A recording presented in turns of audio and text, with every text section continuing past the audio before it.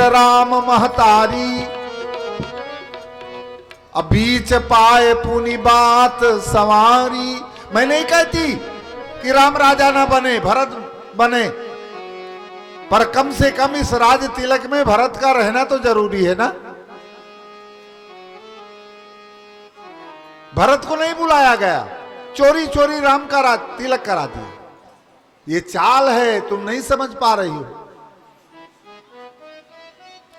अनेक विधि से कई कपट की कहानियां भी सुनाने लगे। कही कही कोटिक कपट कहानी,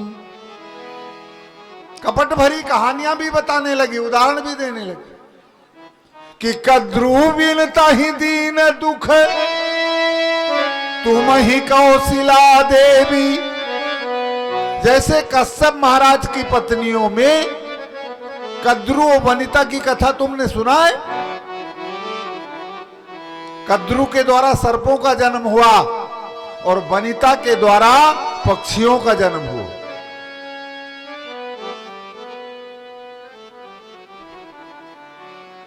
एक बार दोनों सौते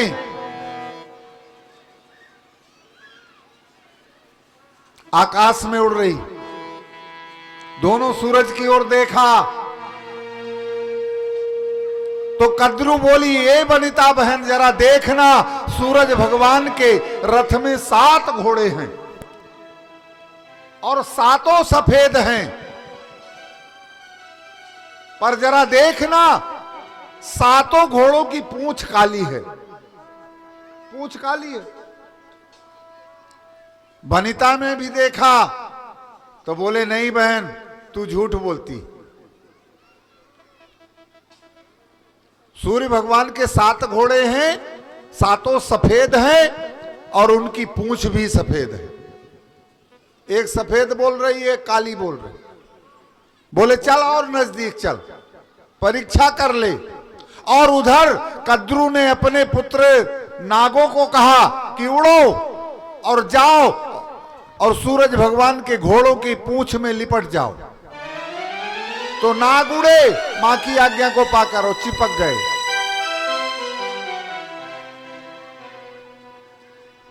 नजदीक पहुंचे तो काली पूंछ, क्योंकि नाग लिपट गए थे, हार गई। शर्त रखा कि जो हार जाए वो दासी बने, जो जीत जाए वो महारानी बने। चल आज से तू मेरी सेवा कर। रोज सेवा करती, मारती भी मालकिन बनकर कद्रू, और इतना दुख दिया, इतना दुख दिया अपने सवत को कि वर्णन नहीं कर सकते। एक दिन कद्रू कश्यप ऋषि के चरणों में जाकर रोने लगी, पतिदेव ये वनिता मुझे बहुत दुख दे रही, मैं शर्त क्या हार गई, ये मुझे दुख दे रही, आप कुछ कृपा करो ना। तो कश्यप जी ने कहा, हे महारानी मैं आशीर्वाद देता हूं, तुम्हारे पुत्र का जन्म होगा और वो बेटे के द्वारा तुम्हारा दुख दूर हो जाएगा।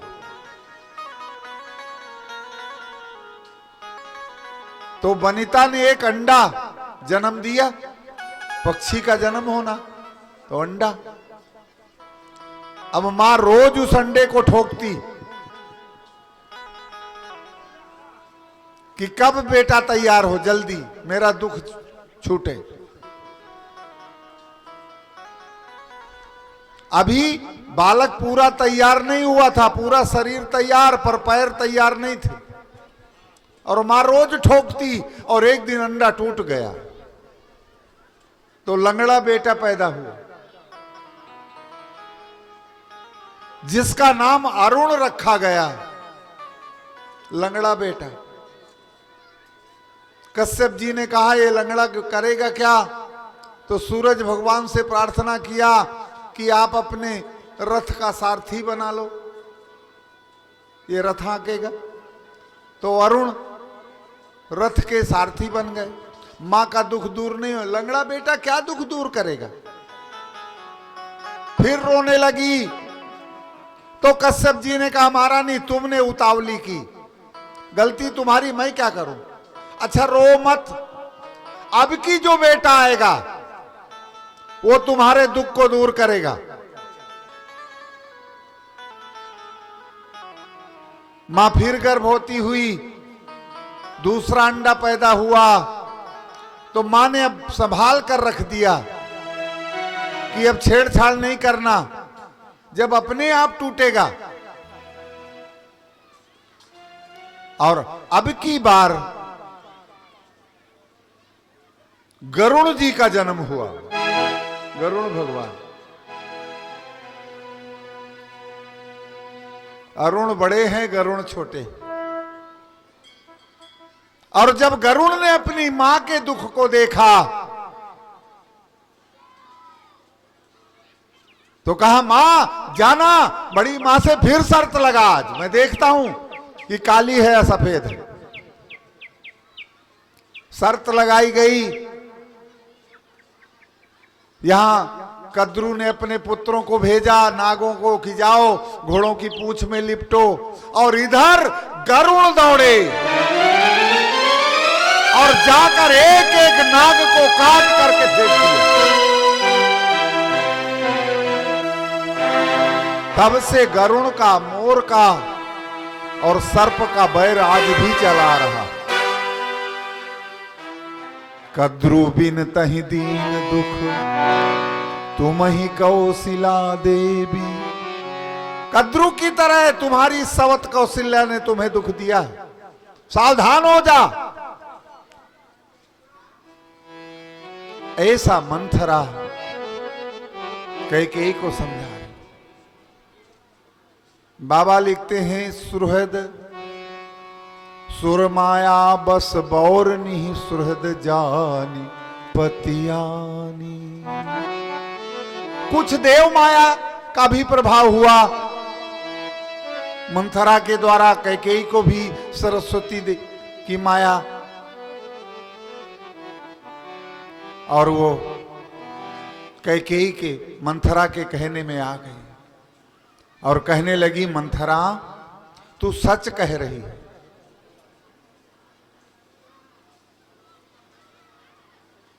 मैं कई दिन से बुरे बुरे सपने देख रही हूं पर तुझसे कभी बताया नहीं।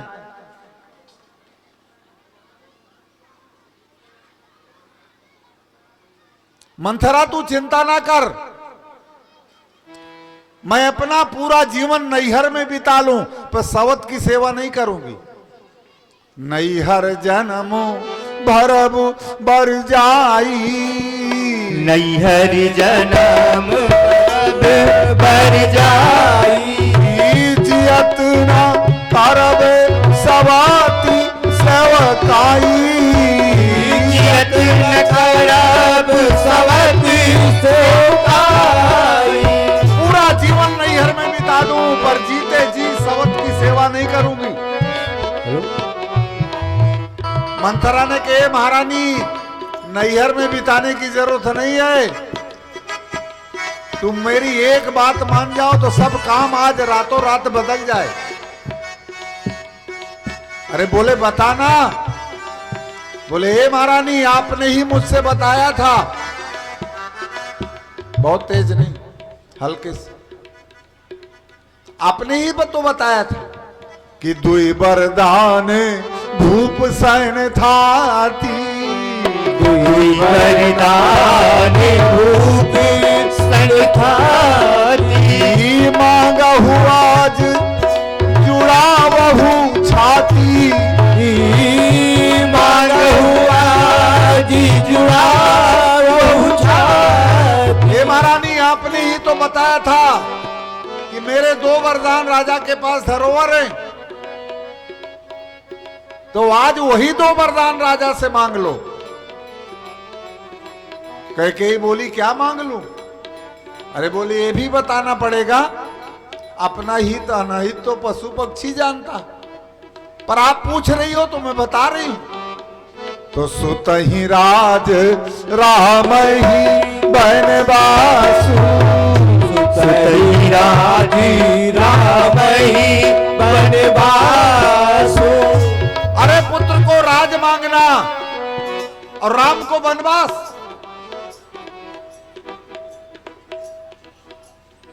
कैकेयी ने कहा ठीक, राजा आज आएंगे तो मैं ये बात रखूंगी। तो हंसने लगी मंथरा, बोली कितनी भोली है कैकेयी, राजा आएंगे तू कहेगी तो मान जाएंगे।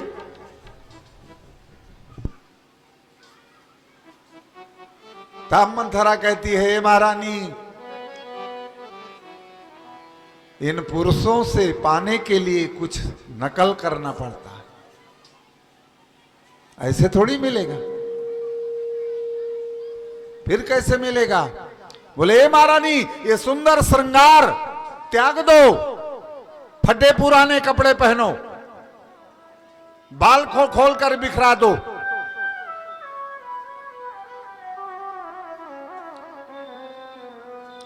राजा आए तुम्हें मनाए तो इतना जल्दी नहीं मांग लेना।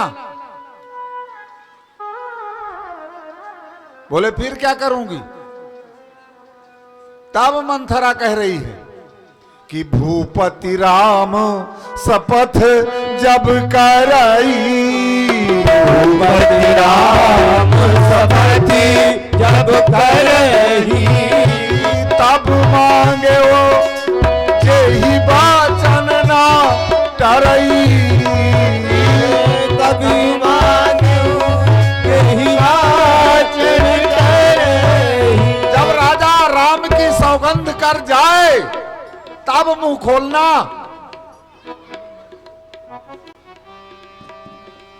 अच्छी तरह से पढ़ा दिया कैकेयी को मंथरा ने, और अब कैकेयी को भवन में चली गई। बाबा कथा का मोड़ दरबार की ओर पुनः किया। सांझ समय सानंद नप गयो कैकेयी गेह, संध्या काल का समय आया और महाराज दशरथ आज एकाएक कैकेयी के महल की ओर ही जा रहे हैं। ये सज्जनों जरा सोचना, ये राजा दशरथ कैकेयी के पास ही क्यों जाते हैं? आज कौशल्या के महल में चले जाते तो क्या कुछ बिगड़ जाता क्या? सुमित्रा के यहां चले जाते, कैकेयी के ही घर। पर जरा ध्यान देना, आज कैकेयी के महल जाने का एक प्रयोजन है, कारण है। राजा दशरथ जी जानते थे कि तीनों रानियों में कैकेयी राम को सबसे ज्यादा चाहती। तो जब मैं कैकेयी से बताऊंगा कि मैं तुम्हारे प्राणों से प्यारे राम को कल राजा बना रहा हूं, तो कैकेयी कितना खुश होगी। दूसरा, कैकेयी तीनों रानियों में राजनीति की पंडित थी, बहुत बड़ी नीतिज्ञ थी कैकेयी। किसी भी कार्य में बिना कैकेयी के सलाह के राजा दशरथ जी नहीं करते थे। मैं आगे कथा में बताऊंगा कैकेयी की नीति का वर्णन, संकेत दूंगा। कैकेयी तो प्रकांड राजनीति की पंडित थी। इस हेतु राजा दशरथ जी कैकेयी के महल की ओर जा रहे। कैकेयी सुंदर थी, और पुरुष सुंदरता का आशिक होता है, चाहे वो राजा हो चाहे गरीब हो। सौंदर्य का पुजारी है पुरुष। पर कोई कामना वासना बस नहीं गए, वो नीति बस गए।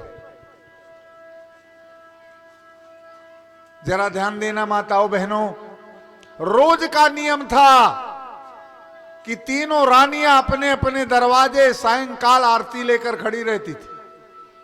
राजा जिस रानी के दरवाजे जाते वो रानी आरती करके अंदर ले जाती। आज कैकेयी के महल के दरवाजे में आरती लिए मंथरा खड़ी है, रानी नहीं खड़ी, मंथरा दासी खड़ी। अवधपति ने पूछा, ए मंथरा, ये मध्यम रानी कैकेयी कहां है? मंथरा ने कहा, महाराज वो तो कोप भवन में। कोप भवन? बोले हाँ। बाबा लिखते हैं, कोप भवन सुनी सकुचेवराऊ, कोप भवन सुनी सकुचेवराऊ, भय बस अगहुण परते न पाऊं, भय अगहुण परत न पाऊं, कोप भवन सुनी सकुचेवराऊ, कोप भवन सुन सकुचेवराऊ। रानीना सुना महारानी कोप भवन में है, संकुचित हो गए। इतना भय लगा उन्हें कि मारे भय के आगे उनके पांव नहीं उठते।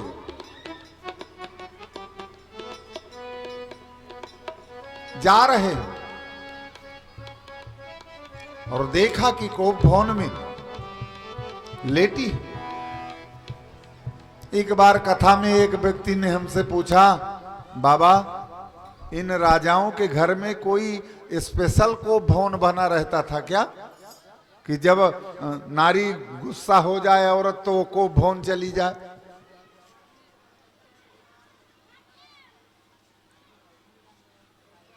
तो हमने कहा हाँ, कोई अलग कमरा नहीं होता था कोप भवन का। है? आप अयोध्या जाओगे तो वहां लिखा रहेगा कि ये कोप भवन है, ये कैकेयी भवन है, ये कौशल्या का भवन है? लेकिन किसी राजा के यहां अलग से कोप भवन नहीं होता। अगर ऐसा होता तो हमें और आपको भी अपने घरों में एक स्पेशल भवन बनवाना पड़ता जिसका नाम रखते कोप भवन। पर हे भाइयों, जिस दिन घर में औरत रूठ जाए, समझ लेना, प्रैक्टिकल करके समझ लेना, जिस दिन औरत घर में रूठ जाए उस दिन वो पूरा घर कोप भवन बन जाता है।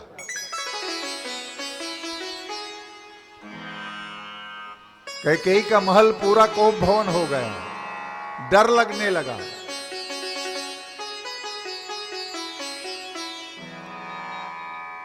यहां राजा दशरथ जी गए हैं, कैकेयी को मना रहे हैं। जो ही हाथ लगाया, हे महारानी क्यों रूठी, उठो, तो हाथ फेंक दिया और जैसे कोई नागिन फुंकारे ऐसे फुंकारने लगे।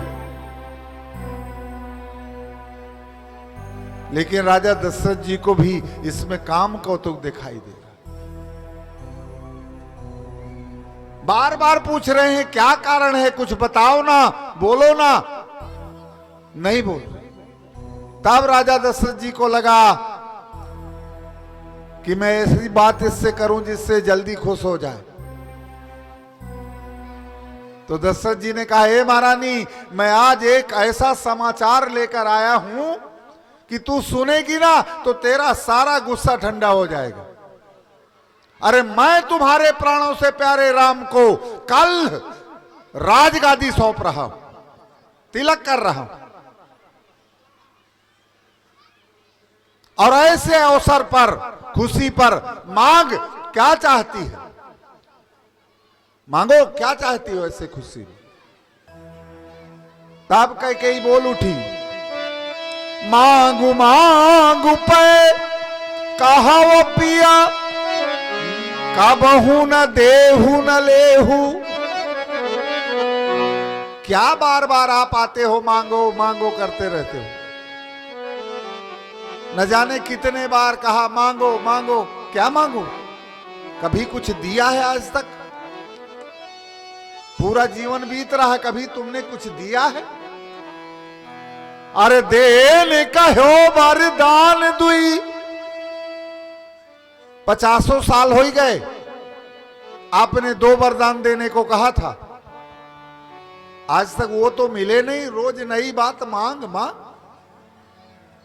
देन कहो वरदान दुई तेउ पावत संदेह, पता नहीं मिलेंगे कि नहीं मिलेंगे। राजा दशरथ जी बोले, महारानी तुमने धरोहर रखा है, मांगा नहीं, और मेरा भोला स्वभाव मुझे भी भूल गया। अरे तू 2 की बात क्या है, 4 मांग ले। बोले नहीं महाराज, 2 मिल जाए बहुत है। औधपति बोले मांग, क्या चाहती है तू? बोले कोनो चबैना है क्या कि मैं कह दूं आप दे दो? ऐसे थोड़ी मांगूंगी। बोले कैसे मांगेगी? तब कैकेयी बोली, महाराज अगर आपको देना है तो राम की सौगंध करो कि मैं जो मांगूंगी वो मिलेगा। दशरथ जी बोले, ए महारानी, ये पति पत्नी के बीच में राम की कसम कहां से आ गई? तुझे भी भरोसा नहीं है?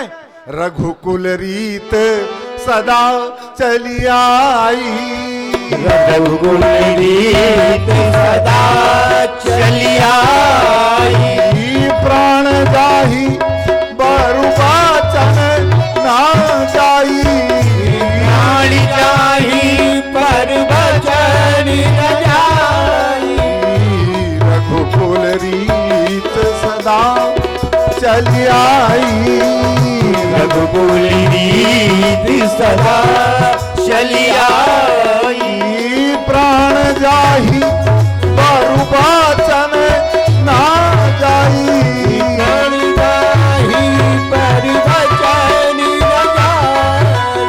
ये रघुकुल की रीत सदा से चली आ रही है, महाराज रघु के जमाने से, कि प्राण भले चला जाए पर वचन ना जाए।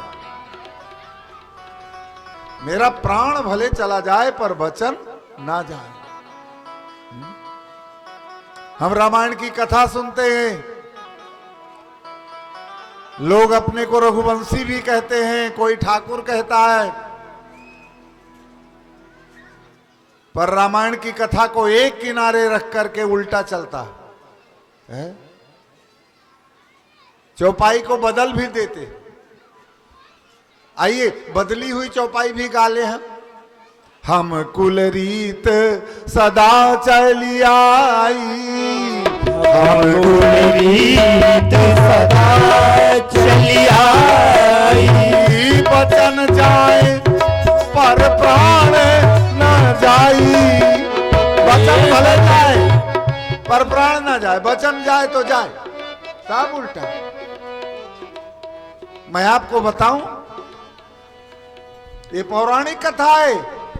महाराज रघु ने 1000 विवाह करने का निश्चय किया था। 1000 शादी करूंगा महाराज रघु ने। 999 विवाह कर डाले, एक विवाह शेष था।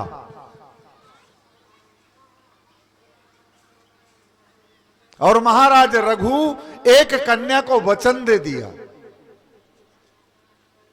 कि मैं तुझसे विवाह करूंगा। गुरुदेव के पास आए और गुरुदेव से कहा, गुरुदेव मैं 1000वां विवाह पूरा करने जा रहा हूं, आप उसका मुहूर्त निकालो,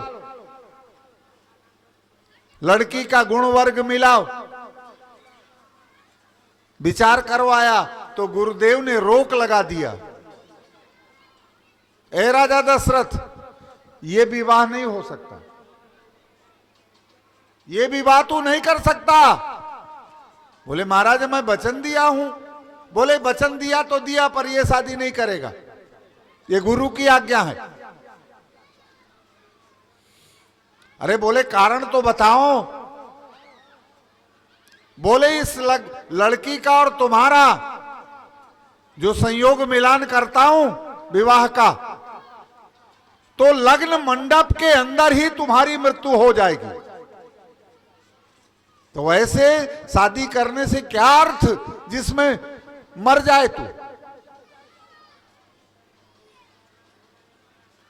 महाराज रघु ने कहा, महाराज मैंने तो वचन दिया है, प्राण भले चला जाए, मर भले जाऊं, पर मैंने उस कन्या को, लड़की को वचन दिया है मैं विवाह करूंगा।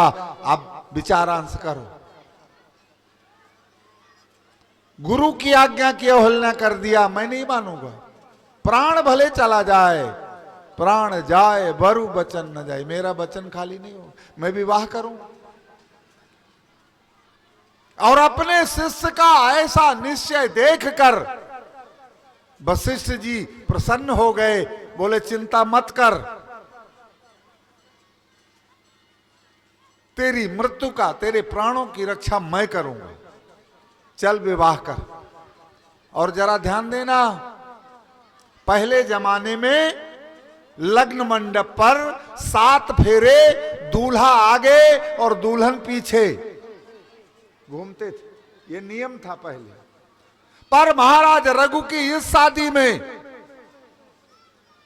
3 फेरा दूल्हा ले चुका, चौथे फेरे का नंबर आया तो गुरुदेव ने कहा, रघु रुक जा, अब कन्या को आगे कर दे और तू पीछे हो जा, कन्या फेरा लेगी। और यहां गुरु के वचन का पालन किया गया, कन्या आगे और दूल्हा पीछे। अब कन्या फेरा लेने लगे। तब से विवाह में ये प्रथा हो गई, 3 फेरा दूल्हा लेता है और 4 फेरे लड़की लेती है।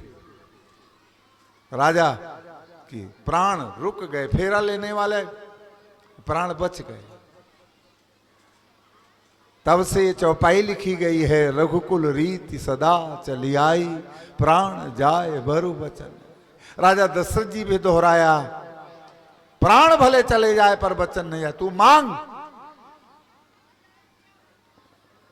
पर बार बार कैकेयी ने जिद किया, हे महाराज देना है तो आपको तो राम की सौगंध करना ही पड़ेगा। अपने जीवन में अवधपति ने राम की कसम कभी नहीं खाया, पर आज पति पत्नी के हठ में उनके मुंह से निकल गया कि हयान पहली मर्तबा,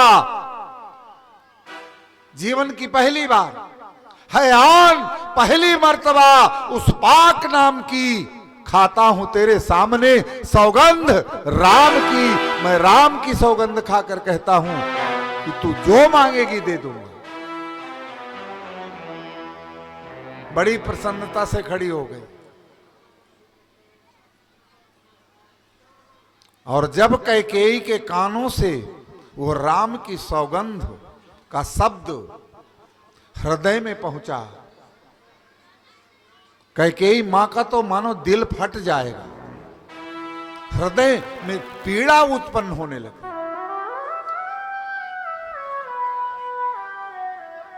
इतना दर्द,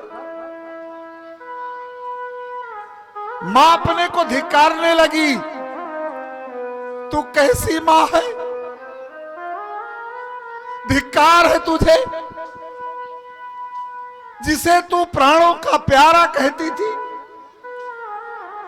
उस राम को वनवास देने जा रही है, उसका हक छीनकर तू अपने बेटे भरत को देने जा रही है।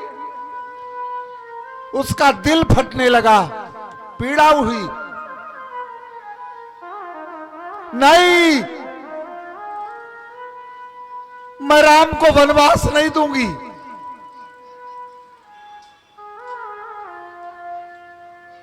मैं राम का हक छीनकर भरत को नहीं दूंगी।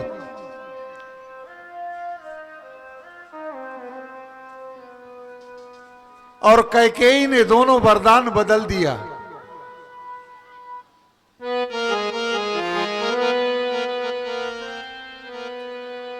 बदल दिया वरदान। जरा ध्यान देना, आप सब लोग पढ़े लिखे हो, रामायण का पाठ करते हो, रामायण की चौपाई जानते हो। मंथरा ने क्या सिखाया था? सुत ही राज, पुत्र को राज मांगना। राम ही बनवासु, राम को वनवास मांगना। पर कैकेयी मां ने दोनों वरदानों को बदल दिया, पुत्र को राज नहीं मांग रही।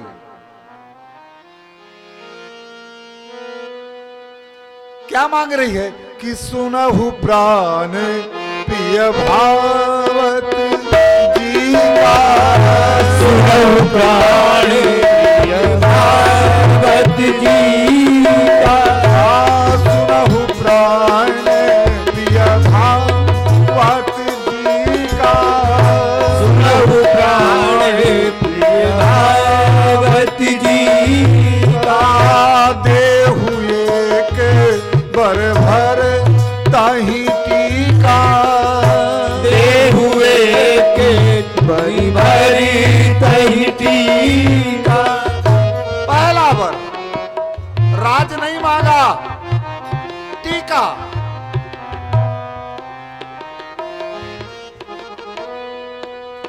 कैकेयी ने सोचा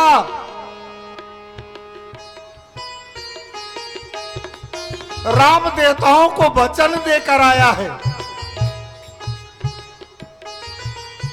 मेरा प्यारा राम देवताओं को वचन देकर अवतार लिया। जनी डर बहु मुनि सीधे सुरेशा, जनि डर बहु मुनि सीधे सुरेशा, तुम ही लागी धरि हो नरवेशा, तुम ही लागी धरि हो नरवेशा, हरि हम सकल भूमि गरुआई, हरि हम सकल भूमि गरुआई, निर्भय हो देव समुदाय, निर्भय हो देव समुदाय।